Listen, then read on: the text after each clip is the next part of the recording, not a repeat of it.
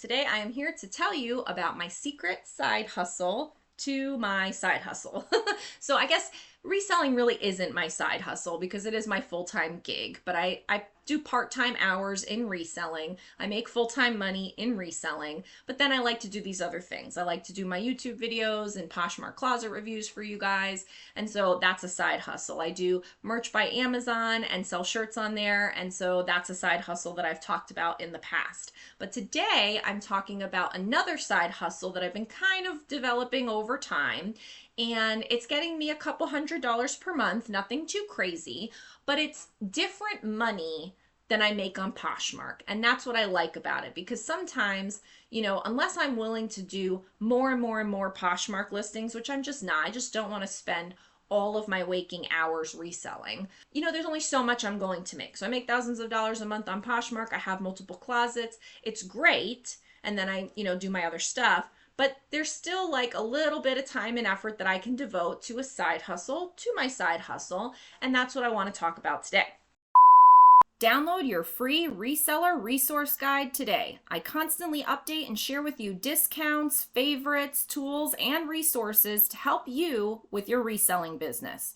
After the video, click the link in the description and get your totally free guide today. So, what have I been doing? It's still reselling. It's still reselling. It's nothing too crazy, but it's not on Poshmark. So what I've been doing is identifying over time and experimenting what kinds of items can I get locally to flip on Facebook Marketplace. Now, this is not rocket science. There's lots of people that sell on Facebook Marketplace, but I just want to bring a couple of unique things to your attention because, again, I'm doing it different than Poshmark. So I'm not taking my White House Black Market jeans that I put on Poshmark and then also putting it on Facebook Marketplace. That's not what I'm doing. What I'm doing is going to Goodwill periodically and identifying very specific items that I can purchase at Goodwill that I know for sure, based on past performance, will flip on Facebook Marketplace for a profit. And I keep a small amount, a small inventory of those items around all the time for Facebook Marketplace selling. And that, like I said, has been generating a couple $100s a month pretty regularly now. So I want to share with you some of the categories that I'm working in so you can identify if some of these work in your area. Now, your local Facebook Marketplace scene may be different than mine. Mine's super active. People are on it all the time. We have many, many, many local groups, plus the marketplace itself. And so I have been successful really since my son was born and selling on there because I would resell all his old baby toys and stuff like that. And I used to do with his baby toys, like I would buy them at a garage sale for like $2, let him use it, and then sell it on Facebook Marketplace for like $10. But like I'm not in the baby toys stage of my life anymore, so I kind of don't pay attention to that. And a lot of those things are very big and bulky, like those big like bouncy things. So I don't do that anymore. But that would be a category if you're in that world or you want that world. You could totally buy at garage sales baby toys and then sell them on Facebook Marketplace and probably make a killing. But I have different things to talk to you about today. So one of the categories is home decor. I try to buy items for $5 or $10 and then sell them for $20 to $25. So what is this? Like little decorative boxes, decorative vases, vases, little stands, picture things, like anything that's a home decor item that is of value. Like not any chintzy thing, because I found that unless you're listing something on Facebook Marketplace for like $20 and up, people just don't show up. Like they say they're going to come and then they don't show up. They're wishy-washy. They forget about it. And it's a lot of wasted effort and back and forth. And I don't like that. So I do porch pickup. People just come and pick it up at the house. I tell them to leave the money under the mat, or I have a Venmo link, and that's it. I take Venmo or cash under the mat. I leave it by my front door and they just pick it up. And that's it. I don't have to go anywhere. I don't have to be anywhere. I don't have to do anything crazy. So it's very passive. And I love that. So I usually list items on Fridays. And that way it has kind of like that freshness over the weekend when most people are doing pickups. And then usually every Friday I kind of re-list them and refresh them. And that seems to be working really well. So here's some of the others. So home decor items I try to buy for 5 to 10, sell for 20 to 25. The biggest category right now that I'm into is art, mirrors, and wall decor. So, canvas paintings, real paintings, printed, wall art, anything that's big, anything that's like square or rectangle, but large enough that like this is the focal point of the room. People will pay for that stuff. And usually, especially if you get them on half off at your Goodwill or wherever you thrift, I can get them for $10 to $20 and then I'm selling them for $30 to $50. I had somebody the other day, she bought 3 of them for $100. I had them up for, I think, $50 each. But she said, well, I want 3. Will you take, $100 for all 3? And I did that because I paid $20 or $15 for them. And so I think I made $45 profit on it, whatever that was. So $45 profit on one sale, I thought that was great. So art, mirrors, and wall decor is a really good one. Kids' toys, so things like those big activity cubes or like the Melissa and Doug kind of toys that are the, wood, the mazes with all the little beads that go crisscross all over the place, stuff like that, where it's kind of like a little bit more of a substantial toy. It's not just like a little stupid toy or a little plastic toy, something like a little bit more valuable. And so I try to buy those for 5 or 10, and then I sell those for about 15. Dog crates. Now, often I'm not finding dog crates at the Goodwill that are good prices. So the dog crates I actually get for free. And it's funny because I found one, just, someone put it out by the curb and I found one and I bought it and I'm like, I got it for free, so I'll just list it for $10. And it was a small one and it sold like immediately. So I was like, yes, $10 profit. Yay. Thanks so much. And then I found 2 big ones. The person must have had 2 big dogs, 2 big ones. And I think I listed those for 25 when really most of them were listed for 50. But because I got them for free, I was able to list them so much lower than anybody else. So those sold immediately to 2 different people. So I made $50 on that, completely profit. So dog crates, most of the time I don't buy at Goodwill. Most of the time I get those for free curbside. Then organization and storage, like plastic bins, storage bins. Usually Goodwill will price those things really crazy. So these are things that I get by the side of the road also.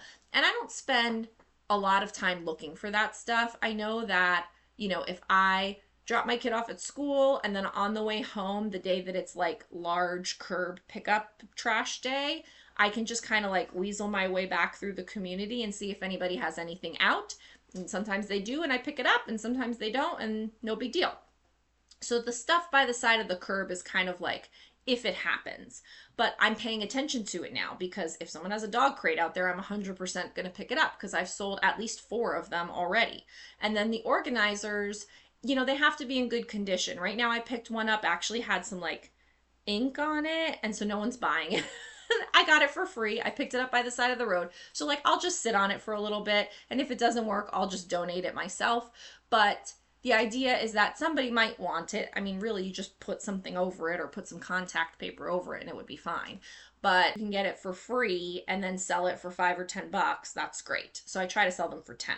I want to make you aware of the hottest, the best deal I have ever offered in my Rebecca the Reseller Academy. To find it, all you have to do is scroll all the way down to the bottom and you will find this right here. Hot deal, best value, all courses and digital downloads for life. This is it, friends. This is as good as it's going to get. I'm giving you everything I have in my academy, all the digital downloads, all the courses for just $20. The best part is if I create a new digital download going forward, you will get it absolutely free. This is the time to lock in the best deal I have ever offered. All you have to do is go to Rebecca the Reseller Academy, scroll down to Hot Deal, and purchase it for $20. If you're wondering what comes in this, it's everything. So you're going to get all of my courses, and you're also going to get all of the digital downloads that I've created, including my keywords list, my listing forms, my Poshmark closet signs. Everything that I have created and everything that I ever will create will be yours for literally $20. And then the other thing is like equipment. So right now, the only good story I have of equipment, then I have a mistake story, but the good story of equipment is I saw at Goodwill a giant box, and it was baby gate. So like, you set it up by your door area to keep the baby or the puppy or whatever, but it was Summer brand, so it was a baby gate. And it was like the octagonal one or like hexagonal one or whatever. And so that I bought for 19, and then I think I sold it for 40. So I doubled my money on that. And so I felt like that was pretty good. It did take a little while to sell. And I was like, oh, did I make a mistake on this? But I feel like, it was $100 gate on Amazon. And so, it's good to know what these kinds of things are worth. And so, yes, like that's a great savings. They save $60.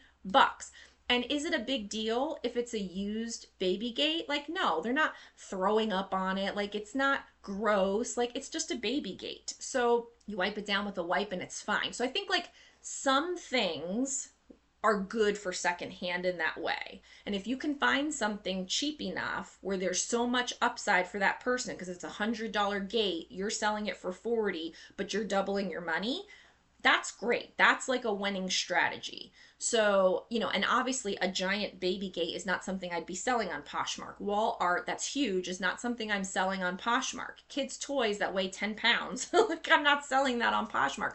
So these are other things that I don't sell in my normal way, but I'm able to generate cash. And so I love that. So the other bad side of equipment is you don't want to do medical equipment. So I did not know that. And I purchased like when you break your foot or whatever, and you have to like ride around on the little scooter. I bought the scooter for like $20, and I looked it up on Amazon. It was like $100 scooter. I'm like, great, I'll sell it for 40 or $50. But then Facebook kept kicking it off. And so they won't let you sell used medical equipment, even though that's just a scooter. Like it's not that big of a deal, but I don't know. They don't want it. So I lost my money because then the Goodwill wouldn't take it back. I tried to return it and they're like, nope, it's medical equipment. We won't take it. And I'm like, so now I'm stuck. So I took a $20 nosedive on that, but it was a good lesson to learn.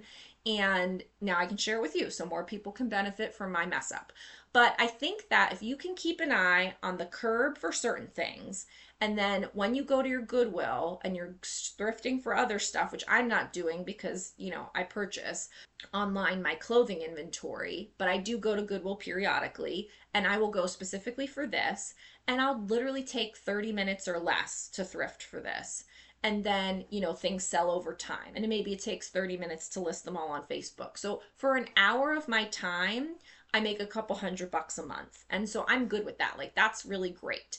And so I think if you can identify for your local area, what are the things? Because like maybe in your area, you don't have the same kinds of active Facebook groups like I do. And so maybe the baby stuff isn't going to work as well, but maybe the wall decor will, or vice versa. So you have to kind of do a little bit of experimenting with a few different categories and price points up front just to get a feel for it. And then once you know what works well, then you just kind of do more of the same thing, pour gasoline on that fire, replicate it, which is, one of my favorite things to do. And you just do more of the same exact thing. So let me know, do you sell on Facebook Marketplace? What do you sell on Facebook Marketplace? I would like to know. And after watching this video, if I've convinced you that this is a fun thing to do, let me know what you are planning on selling first. Thanks, and I'll see you in the next video. Bye!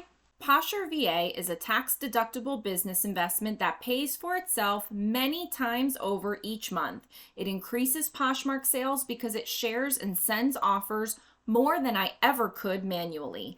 It handles all my shares, automatic offer to likers, bulk offers, and it can do price drops and relists. When my coaching clients add Posher VA, it makes more sales basically immediately. The best part is that you get your time back. More time with family, thrifting, whatever. Get 20% off with code Rebecca the Reseller and the link below.